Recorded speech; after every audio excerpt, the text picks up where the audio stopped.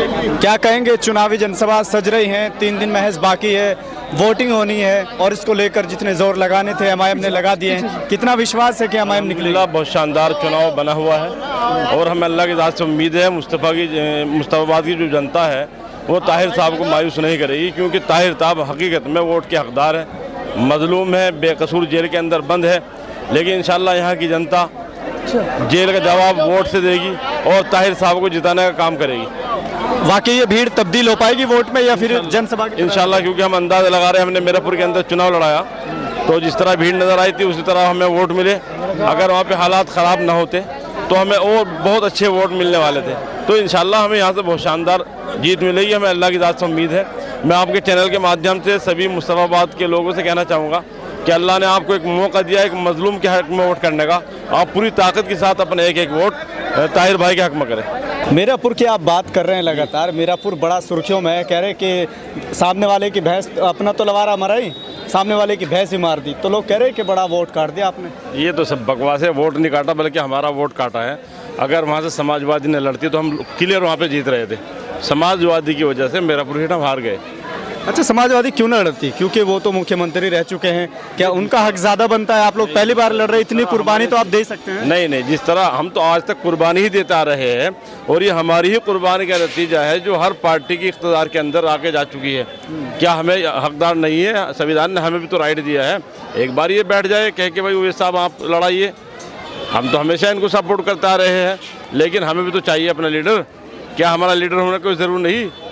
जुल्म सहते हुए 7 दशक बीत गए, क्या ज़रूरी नहीं इस कौम का रहबर होना?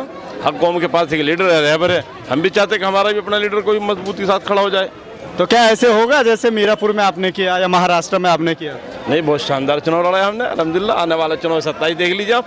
अभी आपके प्रत्याशी मुस्तफाबाद में एक प्रोग्राम में थे तो मंच से बड़े बोल रहे थे, उस समय कुछ लोगों ने कहा कि जो हाल इनका मीरापुर में हुआ वही मुस्तफाबाद और ओखला में करने के लिए आ गए। इंशाल्लाह मुस्तफाबाद के अंदर, ओखले के अंदर जनता का भरपूर प्यार मिल रहा है और दोनों मजलूम है, बेकसूर जेल के अंदर बंद है।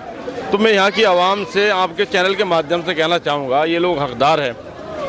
अगर आप हकीकत में एक इंसानियत आपके दिल के अंदर है, आपके दिल के अंदर ईमान है, तो आप इन दोनों के हक़ में वोट करें ताकि इन्हें इंसाफ मिले। जेल के अंदर हैं, अभी बाहर भी नहीं आए हैं, लेकिन अगर जीत जाते हैं तो विकास कैसे करेंगे, ये सवाल जनता बड़ा कर रही है। जिस तरह केजरीवाल ने विकास करा है जेल के अंदर बैठ के, इंशाल्लाह हम उससे अच्छा करेंगे। लेकिन हमारा एक एक कार्यकर्ता ताहिर बन के काम करेगा इंशाल्लाह। लेकिन केजरीवाल को तो आप ही लोग कह रहे कि उसने विकास नहीं किया, आप कह रहे कि उसके तरफ। मैं तो आपकी बात के ऊपर कह रहा हूँ, विकास तो आपके सामने नज़र आ रहा है। जहाँ जिधर जाएंगे हर जगह सड़क के अंदर गड्ढे हैं, तालीम कोई सिस्टम नहीं है, हेल्थ का कोई मामला नहीं है। लेकिन इंशाल्लाह हम आपसे वादा कर रहे हैं, अल्लाह करे हमारे दोनों प्रत्याशी जीत जाए तो पार्टी यहाँ पे इसी तरह काम करेंगी जिस तरीके से अंदर तेलंगाना के अंदर, हैदराबाद के अंदर काम हो रहा है। मोहल्ला क्लिनिक और स्कूल को बहुत अच्छा बना देगा, इस तरह की बातें वो कर रहे हैं। आपके पास क्या है? यहाँ पे किस तरह कुछ नहीं है, अल्हम्दुलिल्लाह हमारे पास सब कुछ है। अल्लाह करे हमारे प्रत्याशी जीत जाए तो उसके बाद फिर आप हमारा काम देखना। इसके बाद भी ताहिर साहब यहाँ पर बहुत अच्छा काम कर रहे थे, आवाम की लड़ाई लड़ रहे थे, कौम के लिए कुर्बानी दे रहे थे, तब आज जो जेल के अंदर पड़े हुए हैं। और अभी मैंने उनका बयान सुना, अल्लाह की कसम में कई मरतबा रोया, मेरा दिल रो रहा था। अगर कौम ने अभी भी एहसास नहीं किया और उनके हक़ में वोट नहीं करा तो मैं समझूंगा कि इन लोगों के दिलों के अंदर दिल नहीं है, इनका ज़मीर मर चुका है। चलिए, कहाँ से आए? हम तो मुजफ्फरनगर से, हमारा जिला सदर आपसे रूबरू थे अभी। तो मैं तो बस यही कहना चाहता हूँ, आप जनता का जोश देखिए, जनता किस जोश में है। जनता मूड बना चुकी है ताहिर साहब को जिताने के लिए।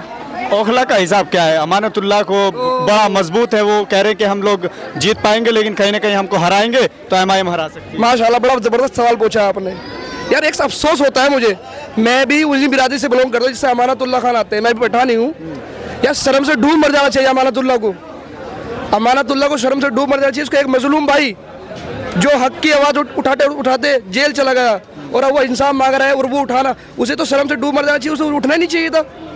वो कह रहे कि ओवैसी जब कहाँ थे, जब मैं इनकी लड़ाई लड़ रहा था, ओवैसी कहाँ थे कोरोना काल में, ओवैसी कहाँ थे उससे पहले दंगों में? ओवैसी साहब तो साथ ही रहते हैं सबकी, मजलूम की दबे कुचले की आवाज़ उठाते हैं ओवैसी साहब। कैसे उठाते हैं? वो कहते हैं कि सिर्फ जज्बाती तकरीर करते हैं और चले जाते हैं, लेकिन यहाँ वोट बढ़ जाता है। जाकर के देखे, हैदराबाद मॉडल बना रखा है ओवैसी साहब ने, और जहाँ था 7 विधायक है और वहाँ पर बिल्डोजर चलाने के लिए भी सोचना पड़ता है वहाँ की हुकूमत को और यहाँ की हुकूमत। बिल्डोजर यहाँ के मुख्यमंत्री को जेल में बांट रही है। और अरविंद केजरीवाल ये गोडसे के मानने वाले, गोडसे के औलाद है। ये कैसे बात कर रहे हो? वो भगत सिंह को मानते हैं यार। अरे तस्वीर गोडसे की औलाद है, पत्रकार महोदय गोडसे की औलाद है। कैसे? बिल्कुल कच्चाधारी है। उनके पिछला इतिहास उठाकर देखिए, वो तो आरएसएस के मुख्य अतिथि थे। लेकिन अब तो वो सेक्युलर हो गए ना, क्योंकि सरकार सेकुलर होते नहीं, वो तो उन्होंने तो खांसी दम्मा हुआ पड़ा है। वो तो पहले अपनी खांसी का इलाज कराए। वो कोरोना के मतलब जिस टाइम कोरोना कोविड चल रहा था तो वो हमारे मरकज के ऊपर आवाज उठा रहे थे कि मरकज से कोरोना फैल रहा है। कोरोना से मतलब मरकज से कोरोना नहीं फैलता, बल्कि उनकी खांसी से कोरोना फैल रहा था। वो दम्मा जो हो रहा है ना, उन दम्मे का इलाज कराए अपना पहले भी। तो क्या लग रहा है ये भीड़ जो आई थी ये वोट में तब्दील हो पाएगी? इंशाल्लाह तब्दील हो चुकी है, लोगों ने मन बना लिया है। इंशाल्लाह 8 तारीख के दिन आके फिल्टर चोक करने जा रही है पब्लिक आके। चलिए, ये देखने वाली बात होगी कि 8 तारीख को जो रिजल्ट आता है वो किस तरह से आता है, एमआईएम के पक्ष में आता है या एमआईएम के विरोध में आता है। फिलहाल के लिए सिर्फ इतना ही।